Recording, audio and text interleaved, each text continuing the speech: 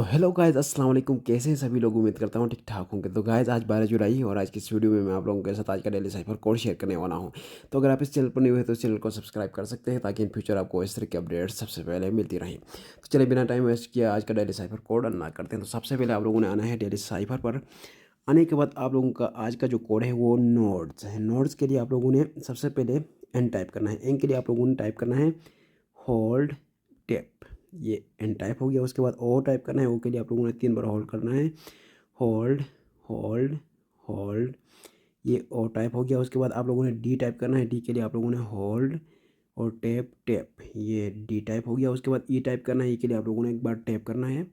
यहाँ पर ई भी टाइप हो गया। उसके बाद आप लोगों ने एस टाइप करना है। एस के लिए आप लोगों ने 3 बार टैप टैप टैप करना है। यहाँ पर देख सकते हैं ये आज का जो कोड है वो अनलॉक हो गया है। इसी तरह से आप लोग भी आज का कोड अनलॉक करके 1 मिलियन कॉइन को अवेल कर सकते हैं। तो thanks for watching, bye bye.